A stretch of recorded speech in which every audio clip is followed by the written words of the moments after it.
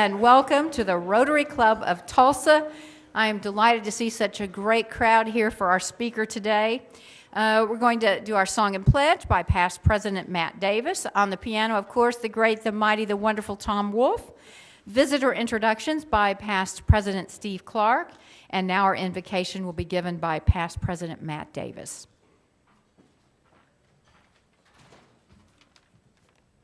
Will you pray with me, please? Dear Lord, thank you for our many blessings and for the opportunity to help others through Rotary. As we gather here today in fellowship, we ask that you be with those less fortunate. We pray for the leaders of our city and country and for their wise use of the power that comes with their position. We pray for those serving in harm's way to preserve our freedom and for their safe return to family and loved ones here at home. Bless our speaker today and his efforts to provide health care to those in need in Northeast Oklahoma. Bless him and all the hardworking employees of St. Francis Health System. Bless this food to the nourishment of our bodies and us to thy service. Amen. And now, if you will join me in our national anthem. Oh, say, can you see?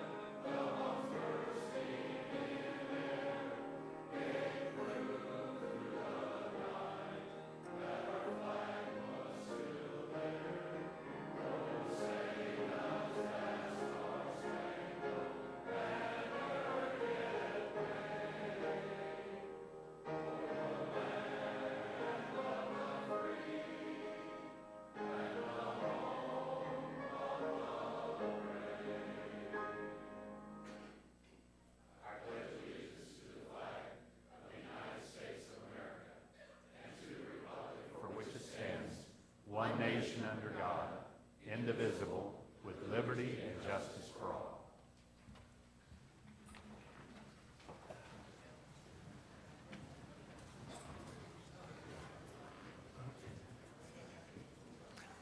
On behalf of the Rotary Club of Tulsa, Club number 2500 and District 6110, I would like to welcome all of our guests today. If you would please stand briefly as I call your name with your Rotary host.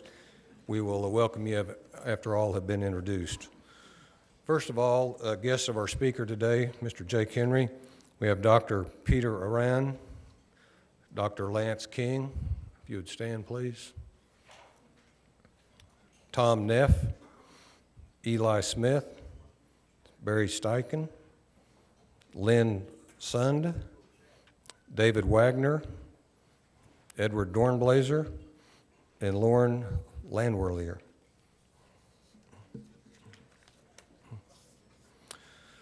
Jean Ann Hankins is the guest of John O'Connor with the Ronald McDonald House. Ethan Tatro is the son and guest of Tom Tatro. Brian Elliott is the guest of Tony Otto. Karen Otterstrom is the wife and guest of Jim Otterstrom. Cindy Giddings is the guest of Greg Byrne. John Remington is the guest of Michael Willis. Mike Neal has 3 guests from Tulsa Regional Chamber: Susan Harris, Chris Benge, and Cayenne Carnes, who's also the president of Rotaract. Luke Bomer is the guest of Will Smith. David Downing has 2 guests: Audrey Chambers, account director at Acrobat Art, and Angela Lawrence, partner at Acrobat Art. Paula Della Vedova is the wife and guest of John Della Vedova. Brandon Jackson is the guest of Austin DeMarco. Linda Bradshaw has 2 guests: Coke Meyer, the great niece of Will Rogers, and Jim Meyer, the great nephew of Will Rogers.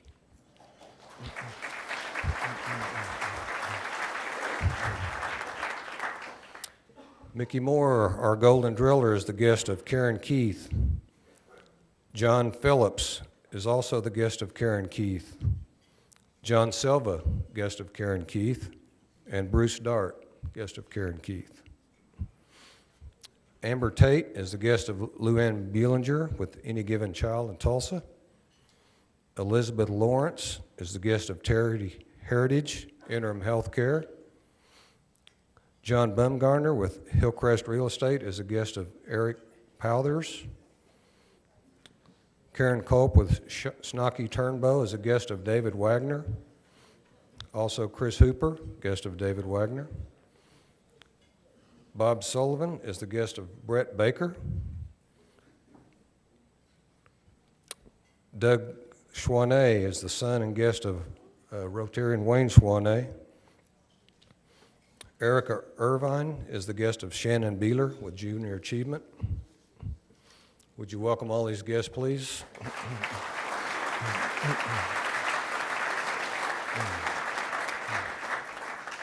Visiting Rotarians from Brazil, the Londrina Norte Club, Andre Barbosa. From Southside, Bob Sullivan.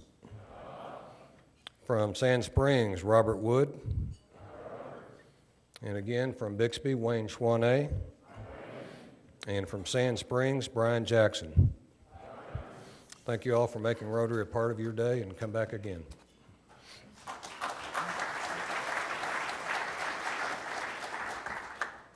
I hope you all appreciated the nap that you got at our last weekly meeting. That will not be the case today. I won't say anything more about that. All right. I was responsible for that. Our Rotary sponsor this week is Doug Collins and Associates. We do encourage you to do business with your fellow Rotarians, and please thank today's sponsors and all our volunteers.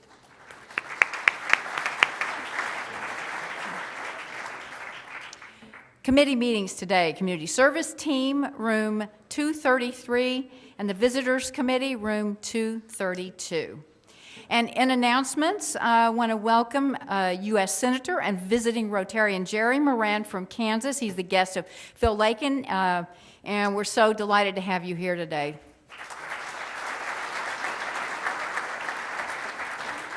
And I told Phil, welcome back. We're so glad he made it off the mountain, and he always just comes back looking like he did nothing. I'd be dead. But I did, and in all sincerity, you're probably going to get a lot of advice from people today about your pending vote, but do understand that as Rotarians, we will honor and appreciate whatever your decision is. So we know it's not easy, so thank you for your service. Also, want a special welcome.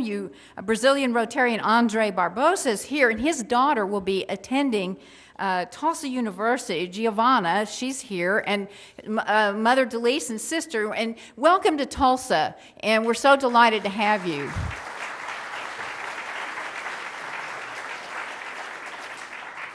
And of course, Will Rogers' great niece and nephew are here, and Doris Lane Kochmeyer will be 94 this coming November, and I just had a little quip for you from Will Rogers pertaining to world peace. We can never have true civilization until we learn to respect the rights of others. Good old Uncle Will. Thank you. Marty Alexander has put a group travel package together for the June 1st through 4th, 2014 Rotary International Convention in Sydney, Australia. This is a save the date kind of deal. There will be flyers available next Wednesday for detailed information on this trip, and it is really, really cool to get to go, believe me. And then Ben Wyndham, David Peterson, and Brenda Melancon, if you guys would stand up. For Medical Supply Network, they still have raffle tickets, and the drawing will be at the October District Conference, so you want to get your tickets. So they'll be out in the lobby afterwards. And congratulations, if you guys would please stand up, Stephanie Cameron, Terry Correll, Marlene Livideus, Charles Sechrist, and Pete Smith. They all completed their blue badge requirements at Monday's board meeting. And so we are so happy to have you here today.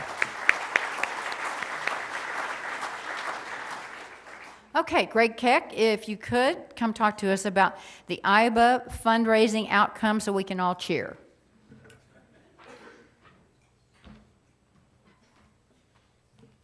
Thank you, President Karen. I want to share with you the results of the 2013 IBA 20th Anniversary IBA Award banquet at the Renaissance Hotel. But before I do that, I want to thank all of you for your support, because this was one of the most well-attended events in the 20-year history. So we had a great event, and again, I want to thank you. So let's give yourselves a round of applause.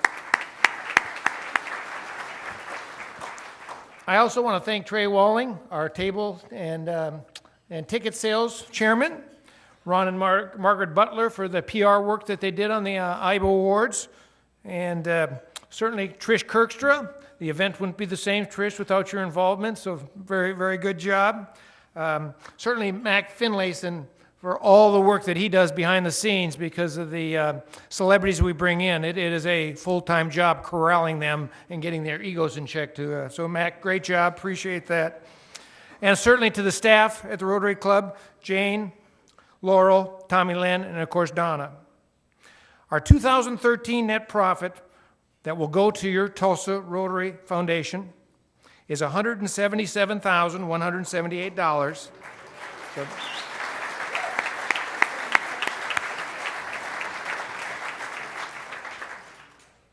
Now that's last year. We're looking forward to 2014. And with 2014, we've already made the announcement. Under Trey's leadership, being chairman next year, our keynote speaker is Sherry Cole, the OU women's basketball coach, our first female speaker. So it's not too early to ask. And we're have not announced our male yet, but Seth Davis, last year's MC, has appreciated the event and enjoyed the event so much that he's asked to come back again next year.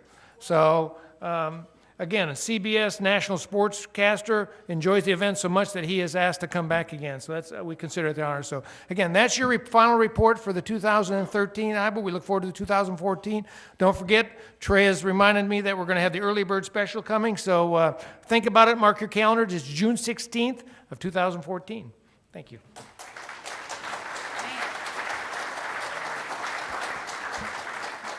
You guys knocked the ball out of the park on that one. Thank you to your incredible team, and we look forward to this year. It'll be just as great. Monty Curry, if you could, a few words on the operating budget that's on the table.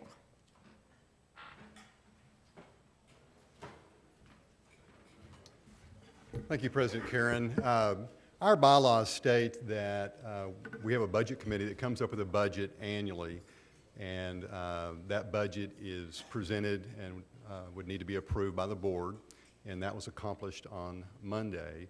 And then that same budget is presented to the members, which you have a copy on your table for your review. So given the constraints of time today, we will not be taking any questions from the floor, but certainly we'd be happy to answer those questions. But you'll have a chance to review that budget, and in 2 weeks, you'll have the opportunity to vote to approve that budget or vote to not approve that budget. So before I go over just a couple of things on that, if our budget committee could stand and just be recognized. If you served on our budget committee this year, would you please stand? Yeah, thank you very much for your time and counsel and insight. And if you have any, after you've had a chance to take a look at this, if you have any questions, those are great people to approach with those questions as well as myself. I also want to thank Donna Mercier for her efforts in this, and she puts a lot of effort, and a lot of this, the burden of putting the budget together falls upon her, but she compiles a lot of data to help us make wise decisions.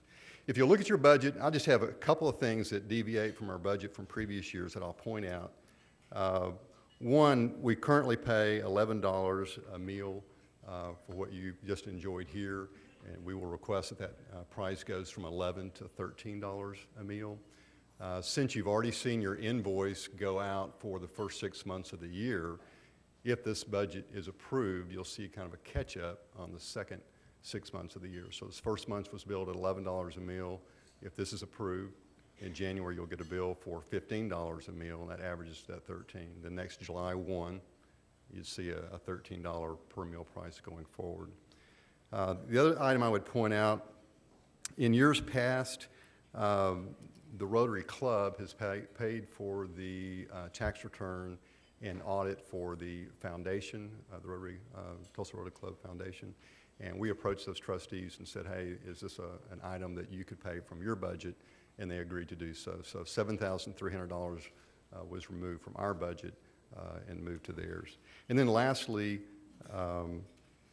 on the social website media, we have budgeted $15,000. This is a number that will go out for bid, but will something that we hope will greatly enhance the user experience as well as also the internal maintenance of the project. So take a look at this budget. The committee members you saw a moment ago, please approach them if you have any questions. I'll be around afterwards as well to answer any questions. And then in 2 weeks, you'll have the opportunity to vote on this budget. Thank you.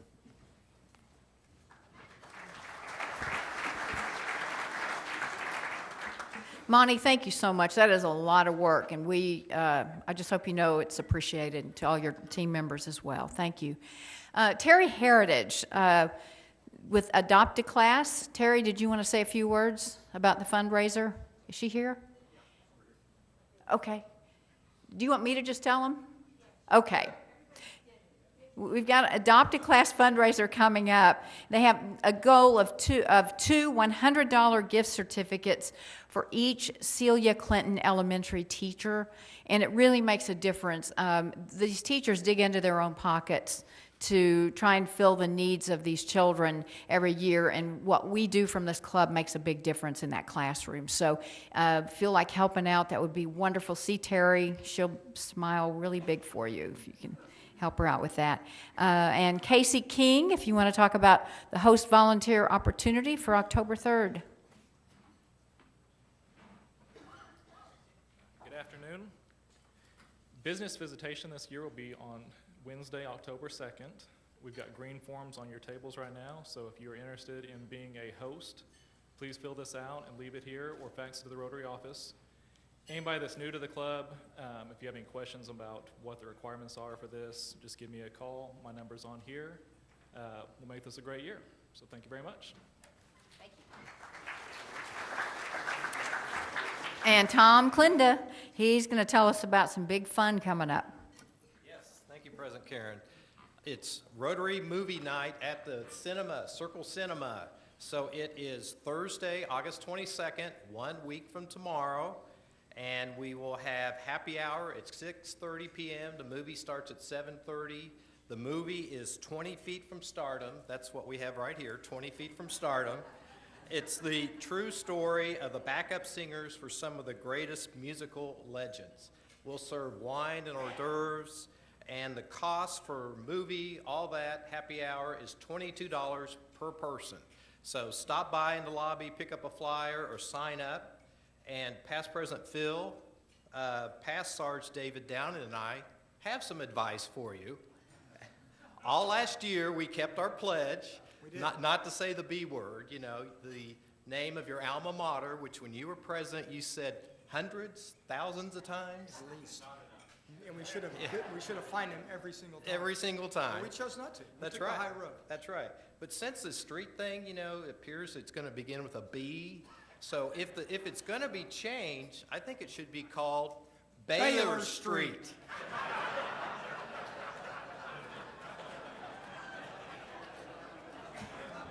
Thank you, Sister Tom. Did you know you called me Brother Karen? It's okay. Did want to just quick update. Ron Butler continues to improve, and that is great news. Great news coming out of Arizona. So keep him in your thoughts and prayers. And now Sarge is not here today, but she did something via there. Everybody, as you can tell, I am not there physically, but of course I'm thinking about you guys. I had an obligation at work, so I'm not able to be there this week, but I wanted you to know that we still have lots of fines and lots of information. So send me, where to catch for next week, and we're gonna go ahead and move on now. So, we go to the next slide.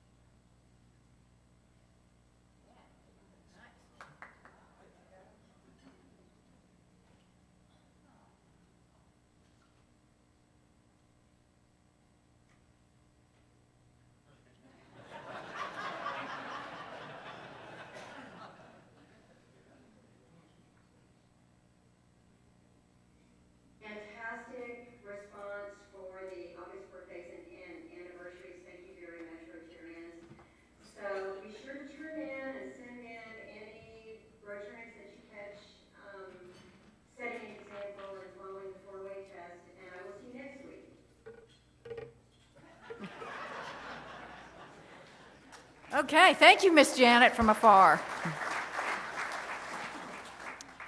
And now for our Rotarian of the Day, Steve Turnbow. Steve is Chairman Emeritus of Schnocky Turnbow Frank PR. Steve joined our club in July of 2009. He is both a Club Foundation Fellow and Paul Harris Fellow. Please welcome Rotarian of the Day, Steve Turnbow.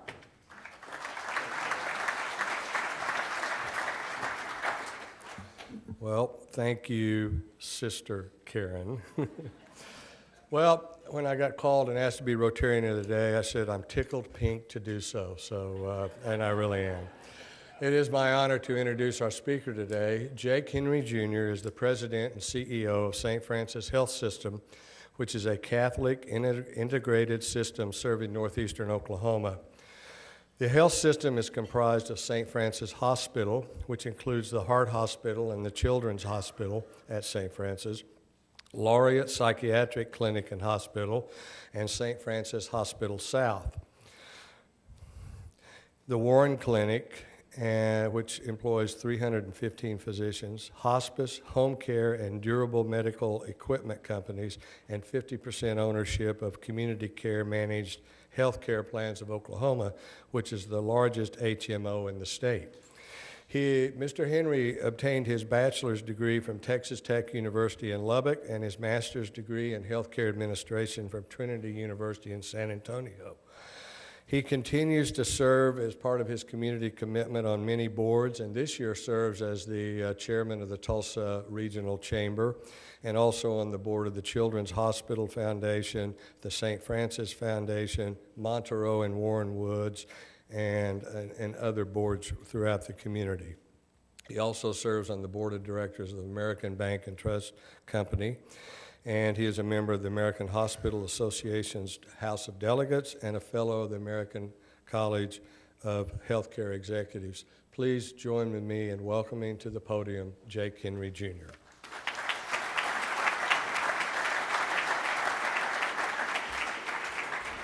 Well, thank you very much, Steve. And thank you, Karen, for asking me to be here today. You know, at the St. Francis Health System, we really do believe that everything flows out of our mission. That's to extend the healing ministry of Christ in all we do. And our vision is to collaborate with those who share our values. And I bring up values, and our values are 5: justice, excellence, dignity, integrity, and stewardship, because I think they very much mirror the 4-way test. Of all the things we think, say, and do, is it the truth? Is it fair? Will it build goodwill and better friendships? And will it be beneficial to all concerned? I just think that if we use lens like that in our daily commerce and what we try to achieve, this world would be such a much better place. And as we try to do that in our own world, in our healthcare world, with our values, many times we trip and we fail, but we keep looking at those 5 attributes as such a major driver in our corporate life. You know, this past weekend, reading the Tulsa World and the New York Times, I believe I counted 6 separate stories on Mr. Obama's Health Reform Act, the Affordable Care Act. And it's not uncommon to come across headlines saying that healthcare reform is a cruel hoax and a delusion. Ads published across the country have foretold that reform means the beginning of socialized medicine. Business groups have warned that Washington bureaucrats will invade the privacy of the exam room, and that we're all on a road to rationed health care, and that patients will lose their freedom to choose their own doctor. The Wall Street Journal has predicted that the legislation may lead to deteriorating service. I think all those are indeed dire predictions. Yet none of these were the headlines that I came across this past weekend. Indeed, all were headlines portraying the legislative battle over Medicare in 1965. It was on June 8, 1965, that the American Medical Association placed advertisements in 100 newspapers across the country to make known its opposition to Medicare. The heirs of those who oppose Medicare, I believe, have since come around because this entitlement program manifestly works. Today, Medicare is a societal covenant underwritten by the federal government by way of a payroll tax, 2.9% of income up to a certain level, and is a promise that to this day remains a cornerstone of this nation's pledge to assist those over the age of 65 in dealing with medical care costs. Currently, that number is 49.4 million people. Recipients received their Medicare cards in July of 1966. President Johnson, having steered through Congress in a very collaborative sort of way, but still a lot went on, said at that time with the inception of Medicare and Medicaid, "I've gotten the old people and some of the poor people covered. I will leave it for someone else to gain universal coverage for all Americans." A history of failed presidential attempts to introduce universal health insurance has left us with a system in which the government pays directly or indirectly for more than half of this nation's health care. So when you hear stories about health care is not the government's business, over half of the health care provided in this country is provided by the government. Unfortunately, the actual delivery of care is undertaken by a patchwork quilt of private insurers, for-profit and not-for-profit hospitals, and other players, some of whom add cost to the system without any corresponding value. On a seemingly daily basis, polls are released on what Americans think should be done to improve health insurance. We listen to that because we do own half of community, our company owns half of community care, the HMO in the state, and so we listen closely. Interestingly, most tend to agree that insurance companies should extend coverage to those with pre-existing conditions. Coverage should be extended to low-income families. Insurance plans should cover preventive tests and exams at no cost, and premium assistance should be provided to those with modest incomes. Ask the same questions and insert the word Obamacare, and interestingly, the responses are vastly different, mostly split along party lines. Remove for a moment the politics of health care reform and look solely at the numbers. Today, health care costs continue to rise at annual rates 2 to 3 times the rate of inflation. Though if you read Robert Samuelson's article on the World's editorial page this morning, you do see that in 2010, 11, and 12, those costs are abating the increase in the rise is abating dramatically. And over the next 20 years, the number of Americans 65 and over will jump by 75%, in effect taking money out of the system, while on the other side of the ledger, the number of workers paying in to the system will continue to dwindle. Add to this equation the fact that the delivery system in place, the delivery model, is maddeningly complex, tortuous to navigate, and filled sometimes with perverse and often illogical economic incentives. To a significant degree, the model in place today is more about managing illness than managing health. It's not uncommon, given what I do, to be asked my opinion of the Affordable Care Act and its implications for this state and this country. And I struggle with that question because, frankly, health care is not a straightforward topic, and it's certainly not one that can easily be captured in sound bites. Health care is personal, it's local, it's political, it's economic, it's emotional, and at times it is rooted in faith.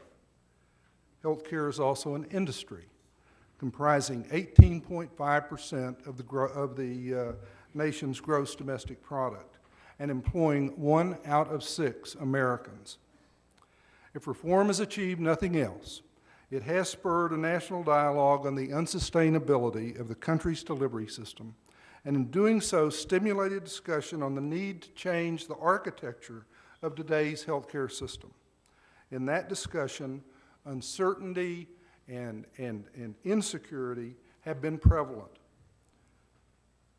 The drivers behind that uncertainty relate to the Affordable Care Act and what impact it will have on cost.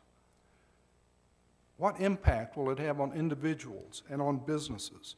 There's also a lack of public awareness and understanding of the law itself, and doubt regarding the nation's economic position, the nation's economic ability to afford this program. However you may feel about the legislation, I think you would agree that implementing such a law was never, ever going to be easy. As someone in this business, I cannot tell you whether reform will work or not, but what I will say to you is that with any advancement and with any experiment, and certainly this was the case with Medicare, which is almost like Social Security, a third rail in American politics, any of those experiments, you're going to have some apprehension and you're going to have some risk. That said, I do not think that apprehension ought to beget inaction. And so consequently, it was in 2009, not long, and the talk of reform was much in the air at that time. And as a consequence, I pulled together a group of senior leaders, and many of the folks at this table were part of that group within the St. Francis Health System to imagine the future of healthcare delivery in this country and the implications that might have for the St. Francis Health System. We refer to this somewhat Socratic self-examination as Vision 2015, and the intent of Vision 2015 was not to predict the future, but rather its objective was to explore scenarios and to use our sort of learnings from the exploration of those scenarios to make better decisions about the present. 7 directional initiatives were identified through this process, and all were considered no matter what aspirations that would get the company to a fully integrated delivery system, irrespective of whatever landscape might emerge post-legislative reform. Those initiatives included the following: preservation of St. Francis Catholic heritage, the need to extend St. Francis' presence in the northeastern Oklahoma region, the need to formally integrate each of our hospitals, clinics, offices, and other caregiving points to assure that patients receive the right care at the right time, at the right place, by the right caregiver at the right cost. As well, it spoke to clinical and service excellence, measuring ourselves in ways that matter to the public and to our patients and to our payers, and that could be easily accessed for comparison's sake. Maintenance of our long-term financial sustainability was incredibly important, and strengthening our relationships with the region's medical education system. It's well known, if you listen to Jerry Clancy, that we're 49th in terms of primary care physicians per 100,000 cohort population and 43rd in the nation in terms of specialty care per 100,000 cohort population. And since this initiative was presented to our board and to our medical staff leadership in June of 2010, following the passage of the Affordable Care Act, I think it was March 23rd of 2010, I think performance in each of these areas has been reasonably positive. We've involved ourselves in national payment and quality improvement demonstrations sponsored by the Centers for Medicare and Medicaid Services. We have made what will end up being about $173 million investment in IT that will give us one patient record for patients within our system, regardless of where that patient's receiving care, whether it's in a physician's offices, in the hospital, in rehab, in our psych hospital, wherever that patient might be at the time, and whoever the caregiver is at that point will be able to look back over the longitudinal continuum of care for that patient. We recruited over 100 new physicians to the Warren Clinic, making it the largest private physician group in the state with some 320 physicians. We're investing $206 million in a new trauma emergency center and patient bed tower, and given the uncertain economic times, we chose not to build that addition to the Yale campus until we could pay cash for it. We've upgraded our credit rating with S&P, with Standard & Poor's to AA+, and with Moody's to AA2. We're among a handful of health systems in the country that have received those credit ratings. And simultaneously, we have lowered our debt to equity to about 11%, when the norm for the country, for hospitals, the 5,000 plus hospitals in the country, is probably around 40 to 45% debt to equity. Those successes notwithstanding, the uncertainty surrounding healthcare reform remains as prevalent today as it was in 2009 and 2010. Of the many provisions contained in President Obama's health care law, none have been more scrutinized and deemed more controversial than the Medicaid expansion. It was on November 19, 2012, that Governor Fallin announced Oklahoma would neither expand its Medicaid program nor would it create a state-based exchange, both key provisions of President Obama's health reform law. Now, you need to understand that Medicaid is the sister program to Medicare that came about in 1965, and it has been in the crosshairs of political debate for many, many years. The reasons for such scrutiny are, on the one hand, fairly obvious, and on the other hand, somewhat wonkish. Generally, programs for the poor are poor programs.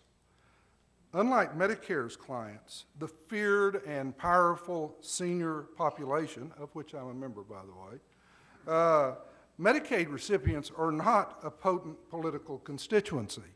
They are generally poor, they're not well educated, and they don't vote frequently.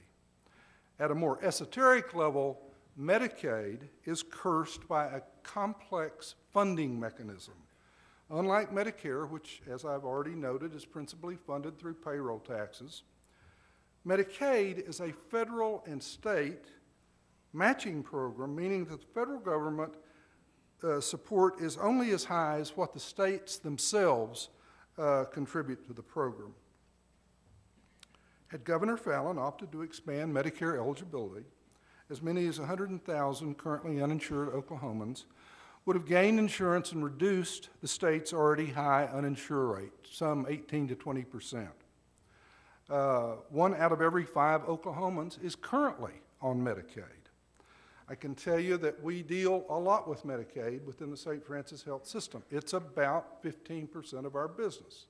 Out of, in 2013, for our fiscal year that ended on June 30, we had 5,423 births at our 2 acute care hospitals, and of that number, 2,422 of them were Medicaid moms, representing 44.7% of all births in our system. On any given day in our children's hospital, 60% of the kids in that hospital are covered by Medicaid. In spite of the lack of action taken by the legislature and the governor, I remain hopeful that an Oklahoma plan of some stripe might emerge later this year, and that it will be the product of objective debate and not political ideology. Governors across the nation are wrestling with this issue, and many have concluded that the consequences of foregoing participation in the Medicaid expansion program will bring numerous untoward economic implications on business and certainly on disadvantaged families. For those of you who carry insurance, and even those of you who carry Medicare, you know well that year after year, premiums continue to rise, often at rates exceeding the cost of inflation. Healthcare premiums rise in large part due to expenses that are borne by hospitals and other providers as they provide care to a growing population, a growing uninsured population, estimated today to be at about 55 million. When the 2008 recession hit, we were at about 49.5 million. So that's increased dramatically since then. Expanding coverage should curb those increases in the long term. So, in the 3 years since the law's passage, and despite 67-plus attempts on the part of Congress to repeal or to delay the law, and last year's Supreme Court ruling, wherein Chief Justice Roberts announced the upholding of the constitutionality of the law, health care reform continues to be an issue steeped in ferocious political debate. You know, no longer is politics played between the 40-yard lines, as it had been in previous years. Bipartisan collaboration in today's environment is largely absent, and gridlock is seemingly the superordinate political strategy embraced by both Democrats and Republicans. That's not to suggest disagreement is necessarily unhealthy. What has been harmful, it seems to me, has been the lack of cooperation exhibited by both parties. The level of respect, the level of civility, the level of collegiality and collaboration that had existed, and I think had served this country well for many years, just doesn't seem to exist in today's political landscape. It's not like the days of Ronald Reagan and Tip O'Neill when they could fight all day long but raise a glass together in the evening. The demagoguery of healthcare reform, I think, is evidence of that reality. Fortunately or unfortunately, I run a business that is the largest employer in the region, that has a payroll of over $500 million a year, that has been caught in the middle of this political debate, and further, we are tasked with implementing that portion of the law that applies to health systems. Whether Oklahoma, whether Republicans, whether Democrats will be on the wrong side or the right side of history, regarding reform is a story that's yet to be written. Time, as is always the case, I guess, will be the final arbiter in that regard. So, I don't want to speak over long because I know you do take questions. Let me just say that it was on November 6, 2002 when I was here last to speak to this group. And I think I'd been in Oklahoma about 4.5 months at that time, and celebrated my 11th year with you on July 29th. And let me just thank all of you for Tulsa being such a wonderful and welcoming city. Thank you for your service to this community, and thank you to all of you for what you do to advance the interests of our cities, towns, and regions. Thank you for your attention, and certainly thank you for the pleasure of your company. Peace. I'll be happy to take any questions.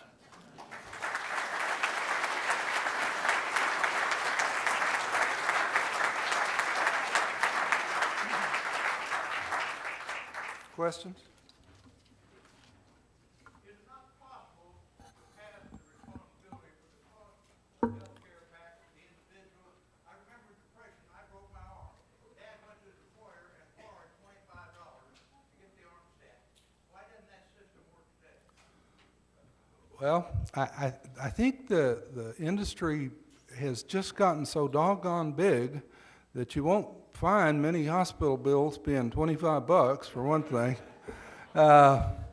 It is just, as I say, it's 18.5% of the gross domestic product, and it's just bigger than we can put our arms around in that regard. That's probably not a very good answer. I'd ask any of my colleagues at the table to speak to that if you choose to, but it's gotten way too big for just one individual to each time be privately responsible for it. Now, I do think they're responsible for their health. They ought not smoke. They ought not get fat. They ought not do those things. But in terms of paying that bill, if you didn't have Medicare today, I don't know about you, but I'd be hard put to pay that for a cholecystectomy or that hip I got replaced or whatever. Well, he waited until they go to his employer and borrow the money before they set my arm. I think just generally those were probably better times. Anything else? Somebody? Yes, ma'am.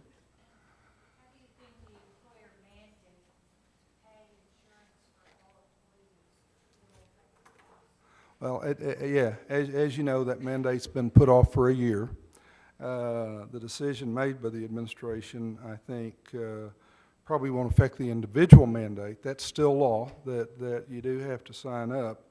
I do worry that many will confuse the two, and as a consequence, some may not obtain insurance as is required under the law. So I worry about that. That's would be my main thought, I think. Yes, sir.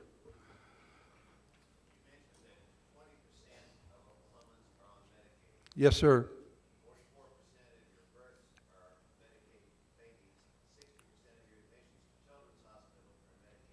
That's true.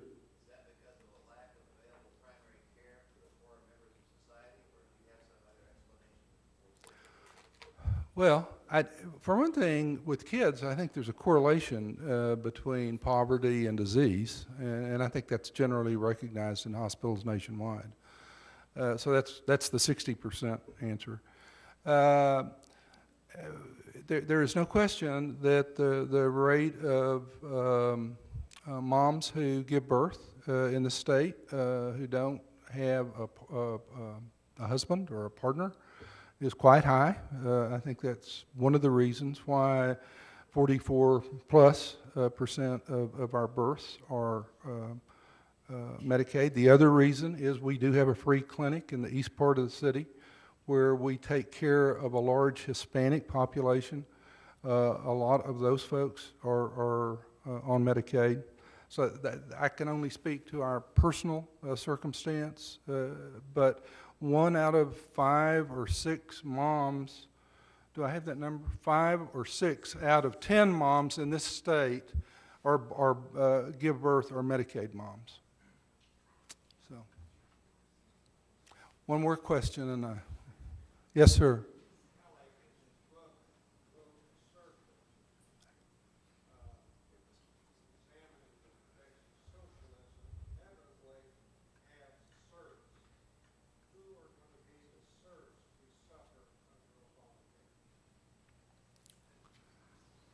I think that's beyond my ken.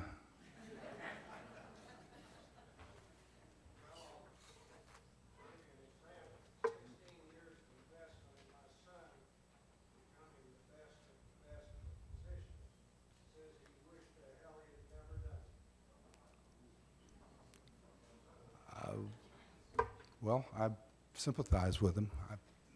Yeah. It is a difficult path that physicians walk today. There's no question about it. And we certainly have a scarcity of them in this state. Thank you.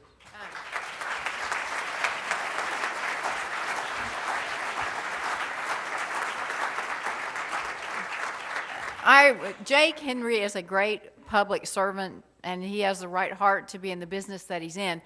And I'm so grateful for the time that he has given to our Regional Chamber of Commerce this year. It's a huge commitment on top of everything else that he's doing. So, and thank you for taking time to come here. Now, we have this wonderful book for our Celia Clinton Library. We'll have you sign it, The Forgiveness Garden, and that will go to them and that in your honor. So thank you so much.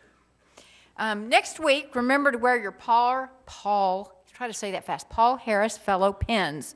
And that's when District Governor Ken Cauley will be here, and I do think you'll enjoy him. He's quite vigorous, great guy. I think you'll like him. And August 28th, Dr. Sanjay Meshri, the Oklahoma Center for Community and Justice. Invitations to both the Bellman Sustainability Awards and the Global Vision Dinner are available near the badge boxes if anybody wants to pick one of those up. Now, before we go today, our closing, who is our mystery Rotarian? All right. In 1968, our own Dr. John Crouch was a flight surgeon in Vietnam and is today's mystery Rotarian. Since that time, he has trained over 35 long-term missionary doctors around the world and established mobile medical vans to provide health care for the underserved. I am so proud to call Dr. John Crouch, the president of In His Image International, a fellow Rotarian. John, please stand up. Thank you, John.